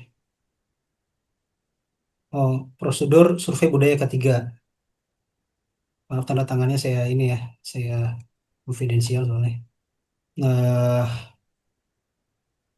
nah jadi di dibahas dalam prosedur itu nanti terkait metodenya apa, umumnya referensi, definisi, kemudian kalau di tempat kami pakainya ini SCMM, Safety Culture Maturity Model. Nah, jadi dia eh, model penilaian kematangan budaya ketiga pada 5 level. Patologikal, reaktif, calculate, proaktif, sama generatif. Kemudian dibahas juga timnya siapa aja, penetapan tujuan indikatornya, kemudian pengembangan instrumennya, kemudian metode nanti sampai dapatin kesimpulan itu dibahas juga di sini. Nah, nah nanti ujungnya adalah ini formulir kuesioner SCMM. Cuma kami ada formulir ini formulir fisiknya, cuma aktualnya kami gunakan udah digitalisasi. Jadi kayak survei kayak ya Google Google Sheet aja lah rekan-rekan kalau misalnya belum bisa coding buat develop formulir sendiri ya di website atau ini pakai Google Form aja gitu rekan-rekan. Ini buat prosedurnya terus implementasikan. Nanti cari aja rekan ada banyak kok metodenya. Ini kalau kami kebetulan pakainya metode ini SCMM tadi. Nah, rekan-rekan itu ada DuPont. Saya juga nggak hafal ya semua nama metode survei budaya ketiganya ya. Jadi rekan-rekan tinggal pilih mana yang paling cocok di perusahaan rekan-rekan karena ini tergantung dari kebutuhan rekan-rekan sih untuk surveinya ya. Kalau kami kebetulan kami cocoknya yang ini SCMM ini metodenya dan dibuat prosedurnya lalu dilaksanakan boleh tadi setahun sekali lah minimal. Dan evidence-nya itu juga nanti bisa dipakai untuk audit, untuk CSMS. Kalau kayak di Pertamina kan di elemen 8.3 itu ditanya tuh apakah perusahaan Anda memiliki program khusus terkait ketiga. Nah, masukkan ini rekan-rekan, survei budaya ketiga. Karena nggak semua perusahaan dia melakukan survei budaya ketiga. Kebanyakan paling cuma inspeksi, audit, gitu. Tapi survei budaya ketiga jarang lah yang melakukan. Oke, baik seperti itu ya Pak Rizal untuk jawabannya. Kemudian ini dari Pak Melkianus, bagaimana analitik data dapat membantu dalam mengidentifikasi risiko keselamatan di tempat kerja dan jenis data apa yang biasanya dikumpulkan untuk analisis keselamatan kerja itu sendiri Pak Amar. Silakan Pak Amar. Baik, sebenarnya tadi udah dibahas ya di terakhir, slide-slide terakhir. Sebenarnya ini cuma dua contoh rekan-rekan terkait APD sama apa tadi pelatihan ketiga ya. Nah, banyak sebenarnya rekan-rekan tinggal terapkan eh, langkah ini, data apa yang dibutuhkan, kemudian buat daftar pertanyaannya, kemudian analitik dengan paling mudah gunakan Google Google Sheet atau kalau misalnya belum familiar Google Sheet pakai Excel aja dulu rekan-rekan. Nanti saya tunjukkan lah contoh analytical yang tadi ya yang kita simulasi. Nah, di aspek lainnya, misalnya aspek inspeksi APAR itu kan bisa muncul juga tuh. APAR mana yang di area mana, APAR di area mana yang paling sering misalnya ini sering rusak. Nah, terus atau misalnya itu kalau APAR atau P3K yang P3K di area kerja mana yang paling sering isinya tuh sering habis. Artinya kan kaitannya dengan first aid case rekan-rekan. Berarti di area tersebut sering terjadi insiden yang kategorinya first aid, ya kan? Nah, terus atau misalnya di aspek pertanyaan pelatihan udah inspeksi kendaraan misalnya. Misalnya rekan-rekan anggaplah kayak di kami ada forklift. Eh, Part forklift mana sih yang paling sering rusak setahun terakhir nih? Gitu. Apa oh ternyata di paling sering rusak tuh di bannya Pak, ban bagian kanan ternyata. Sebelah kanan depan gitu. Nah, kenapa tuh gitu? Apakah mungkin sering swing sebelah kanan? Kan nanti bisa dicari ininya. Jadi metodenya ini rekan-rekan tahapnya. Nah, eh, jadi banyak data sebenarnya dengan tools ini, maksudnya dengan langkah ini, rekan-rekan tinggal tentukan aspek-aspek yang mana lagi tuh. Misalnya tadi inspeksi laboratorium misalnya. Di laboratorium paling banyak terjadi unsafe condition. Itu di area mana? Oh, ternyata di area penyimpanan bahan kimia misalnya, karena di situ tuh sering tercecer bahan kimia. Nah, itu kan jadi eh, ini sih kompleksitas dan kritis dari pertanyaannya sih sebenarnya kan yang menentukan gitu. Itu Pak yang pertama. Oke, baik. Seperti itu ya Pak Melkianus untuk jawabannya. Nah, buat Bapak Ibu yang ingin bertanya langsung, silahkan bisa klik raise hand ya. Nanti kita akan berikan kesempatan untuk Bapak Ibu bisa bertanya langsung terkait dengan pertanyaan Bapak Ibu semuanya. Kemudian lanjut lagi dari, nah ini nih terkait AI juga nih dari Pak Zailani. Apakah saat ini sudah ada penerapan teknologi AI dalam proses pengolahan data terkait K3? di perusahaan atau lembaga tertentu, Pak? Jika iya, bagaimana efektivitasnya dibandingkan secara manual, misal melalui Excel, dan tantangan utamanya apa terkait dengan penerapan AI di bidang K3 itu sendiri, Pak Amar? Silakan, Pak Amar. Baik, terkait AI untuk analisis ya, analisis atau prediktif, nanti kaitannya prediktif. Itu saya jujur belum jumpa rekan-rekan. Uh, saya main-main ke pameran juga, baik-baik pameran K3, belum belum jumpa lah vendor atau perusahaan yang pernah mengimplementasikan ini. Paling ada perusahaan migas yang nggak nyebut namanya, dia mereka udah AI buat image processing. Jadi dipasang buat apa AI di kamera untuk memantau pekerja yang tidak menggunakan APD. Paling itu saya pernah jumpa. Nah, saya topik ini sebenarnya buat analisis data itu baru mau saya angkat, ada lomba nih rekan-rekan, ada lomba AI. Kebetulan saya lagi mau ikut lomba itu. Jadi menjawab efektivitasnya saya belum belum karena belum pernah ketemu yang mengimplementasikan dan saya juga baru mau mulai untuk ikut lombanya gitu. Jadi belum bisa saya jawab rekan-rekan. Tapi harusnya sih ada peluangnya ya karena lebih cepat ya. Contoh kayak kita sekarang lah gunain ChatGPT kan akhirnya bisa lebih efektif ya kerjaan kita. Saya yakin sih AI akan banyak bisa membantu ya, gitu. Oke, baik. Seperti itu ya, Pak Ahmad Zelani untuk jawabannya. Kemudian dari dari Pak Bambang, langkah atau tahapan apa saja yang harus dilakukan untuk memulai proses sistem analisis data K3 di perusahaan, Pak? Oke, selain ini, oke ini lanjut sekaligus saya tunjukin di back end-nya tadi ya. Cuma maaf karena saya nggak bisa tunjukkan hasil yang saya implementasikan di tempat kerja saya karena konfidensial. Jadi saya tunjukkan contoh tadi aja. Sekaligus tadi kalau nggak salah ada yang nanya juga gimana sih cara ngolah data di ini ya, ngolah data. Maksud belajarnya itu apa yang harus kita pelajari. Nah, yang paling pertama rekan-rekan pelajari adalah eh, kuasai formula Excel. Jadi sebenarnya Excel dan Google Sheet lah kalau saya saranin ya, karena Google Sheet itu ya kelebihan tadi bisa connect di internet ya. Nah terutama pivot table rekan-rekan. Pivot table tuh cuma drag and drop doang kok rekan-rekan, ini contohnya kayak gini. Jadi saya tarik data row, di row-nya itu jenis industri apa, kemudian di bagian kolomnya itu berapa lama. Oh ya, ini masa pengalaman ya. Kemudian value-nya saya ngambil dari ini apa level. Saya nggak akan bahas teknisnya. Ini saya cuma tunjukkan aja sekilas. Nah, terus nanti muncul pivot table kayak gini rekan-rekan. Pivot table ini nanti rekan-rekan insert jadi chart. Nah, chartnya muncul ini nih. Nah, chart ini saya munculkan website pribadi saya tadi tuh yang kita lihat bareng-bareng. Nah, itu yang pengalaman versus industri. Kalau pie chart juga sama ya, saya pakai pivot table. Kita lihat pivot table-nya, saya cuma ngambil data dari jenis industri, terus value-nya saya ngambil dari time step aja, konta, jadi jumlah jumlah yang ngisi aja. Nah, didapat sekian nih ininya.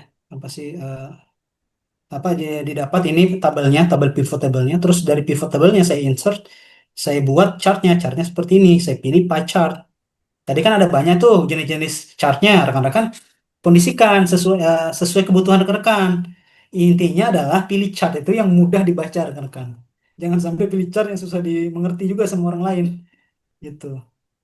Kemudian ini sama ya, saya juga pilih yang donut chart yang level jabatan. Saya cuma tarik data level jabatan dari isian rekan-rekan tadi. Terus value-nya saya ngambil dari time step. eh, Terus dari pivot table-nya dijadikan chart seperti ini. Nah, didapat ini nih. Paling tinggi 62% itu level staff pelaksana ya. Kemudian sama ini pengalaman kerja, pie chart juga cuma yang 3D versi 3D gitu. Nah, kalau yang pakai Power BI atau pakai Tableau, itu tampilan chartnya lebih keren lagi rekan-rekan. Ini kita mungkin ini kan karena Excel dari Google Sheet aja ya, makanya sederhana lah chart pada umumnya di Excel. Kalau chart misalnya mereka rekan-rekan pilih pakai Power BI misalnya nanti. Nah, Power BI ini bisa dikonekkan ke Google Sheet tadi rekan-rekan. Nah, ini contohnya. Dia lebih bagus tuh, lebih eh, apa ya, kayak desainnya tuh lebih bagus lah. Nah, kayak kayak model kayak gini. Jadi lebih enak dibikin dashboard tuh lebih profesional rekan-rekan. Nah, kalau yang sheet ya dia Makanya tadi kan ada di materi, nanti dilihat aja dari segi visualisasi mana tuh yang paling bagus tuh dari platform-platform yang saya bikin tadi. Nah, tinggal tentukan mana yang berbayar, mana yang enggak, ada budgetnya enggak kalau beli yang bagus lagi ini Tableau. eh Tableau dashboard ya, dashboard. Cuma kan berbayar kan kan. Nah, ini bagus nih kan keren tuh tampilannya. Ini berbayar, bisa diintegrasikan dengan Google Sheet juga. Gitu. Oke, seperti itu rekan-rekan singkatnya. Intinya tetap ikuti langkah ini. Cuma terus skill awal yang rekan-rekan harus punya minimal Google Sheet. Jadi Google Sheet itu memang paling cocok untuk analisis data. Nanti kalau rekan-rekan udah sampai tahap mau develop AI, karena AI kan butuh data tuh minimal 1.000 rekan-rekan. Nah, si Google Sheet ini nge-lag rekan-rekan. Dan kalau misalnya AI mau pintar itu kan sampai jutaan ya datanya. Nah, kalau pakai Google Sheet itu nge-lag banget dan kurang kurang dianjurkan. Nah, rekan-rekan harus pakai Python, bahasa pemrogramannya itu rekan-rekan belajar lagi codingannya tuh. Tapi kalau untuk data analis, Excel dan Google Sheet lah, Google Sheet itu udah cukup. Rekan-rekan tinggal kuasai yang rumus-rumusnya. Cari aja course-nya yang di luar sana terkait data analis menggunakan Google Sheet. Oke, sekian Pak. Baik, seperti itu ya, Pak Bambang. Dan ini juga menjawab pertanyaan dari Pak Mahfudin tadi ya. Nah, ngomong-ngomong soal dashboard nih, Pak. Dari Pak Dwiki bertanya, standar visualisasi apa saja yang ditampilkan di dashboard, Pak? Atau terserah kita sebenarnya, Pak? Ah, menarik, bagus sekali pertanyaan Pak. Sesuai kita Pak. Jadi sesuai kebutuhan kita sebenarnya. Ya kembali tujuannya adalah untuk siapa dulu nih kita sajikan. Kalau untuk ke manajemen ya tentunya kan manajemen nggak mau dibikin pusing ya, apalagi dia perlu baca sendiri, menginterpretasikan sendiri nih dari chart-chartnya. Makanya pilihlah chart-chart yang mudah dibaca kayak bar chart yang tabel batang tadi atau yang pie atau yang lain lah, seenggaknya buat tren gitu kan. Nah, gitu. Dan itu terserah Bapak lah. Dan juga tergantung dari ini OTP tadi, Pak. Kalau di ISO 9001 yang sasaran mutu tadi, KPI lah, KPI Bapak. Di departemen Bapak itu KPI-nya apa saja yang diminta biasa buat dipertanggungjawabkan gitu. Apakah cukup yang lagging indikatornya saja atau sampai diminta juga ditanyakan tentang yang leading indikator tuh, yang program-program. Nah, nanti program-program bisa disajikan tuh, misalnya terkait pelatihan. Rekan Bapak ternyata di tahun ini ada program pelatihan terkait K3 itu 6 topik misalnya, tapi terlaksana cuma 3 topik. Nah, dari 3 topik itu area kerja mana nih yang paling banyak hadir, terus mana yang paling kurang hadir kayak tadi ya, kita studi case studi dan lain-lain lah. Jadi makanya sesuai kita lah. Ini saya ngajarin, saya bukan ngajarin, sorry, saya sharing terkait langkah-langkahnya. Makanya nanti terkait dashboardnya itu sekreatif rekan-rekan semua. Gitu. Siap, itu saja mungkin Pak yang bisa saya. Eh, Baik, Pak Dwiki seperti itu ya, Pak Dwiki untuk jawabannya. Nah, buat Bapak Ibu yang mau bertanya langsung silahkan raise hand. Kita akan berikan kesempatan, masih ada waktu nih sedikit lagi deh untuk Bapak Ibu semuanya yang ingin bertanya langsung. Sambil nunggu dari Pak Rizal, pertanyaan selanjutnya terkait budget perusahaan nih Pak Amar. Budget perusahaan-perusahaan baru biasanya diberikan budget berapa nih Pak untuk perusahaan baru? Kemudian apakah dana tersebut harus habis atau kalau ada sisa, sisanya dikemanakan dananya? Baik, baik. Silakan Pak. Wah, mantap sekali Pak pertanyaannya. Setahu saya yang pernah ada standarnya itu ada beberapa klien kami itu memang state harus di atas 10% tuh budget per project. Jadi misal project ada saya nggak nyebut nama kliennya ya, intinya ada BUMN lah. BUMN yang saya pernah jumpa mereka state tuh minimal project biaya untuk kebutuhan HSC di project itu dianggarkan 10%. Nanti rekan-rekan breakdown tuh bisa pakai untuk visualisasinya pakai yang tadi ini yang Sankey diagram ini rekan-rekan. Jadi 10% anggaplah total nilai proyeknya 1 miliar. So, 100 juta misalnya. 100 juta kemudian 10%-nya berarti kan 10 juta. Nah, dari 10 juta itu apa aja tuh kebutuhannya untuk proyek itu? Beli APD sekian untuk kunjungan ke program MWT misalnya ada yang walkthrough Misalnya sekian, kemudian ada program apalagi high say reward misalnya ada program ini sekian. Nah, disajikan kayak gini rekan itu boleh banget. Nah, setahu saya segitu kalau yang ada berdasarkan dari kliennya. Cuma utamanya sebenarnya kalau budget eh, K3 itu disesuaikan dari targetnya. Misalnya nih rekan-rekan misal perusahaan departemen baru HSC mau mendapatkan sertifikasi ISO 45001 misalnya atau SMK 3 PP nomor 50. Tentu kan ada banyak fasilitas yang perlu dibeli tuh rekan-rekan. Contoh kalau di SMK 3 PP 50 tuh harus wajib ada ahli K3 umum. Itu buat ngambil sertifikasinya aja di tempat di media tama kan 5 5 minimal apa ya? Saya maaf. Ya segitulah sekian lah. 5 jutaan atau sampai 7 juta gitu.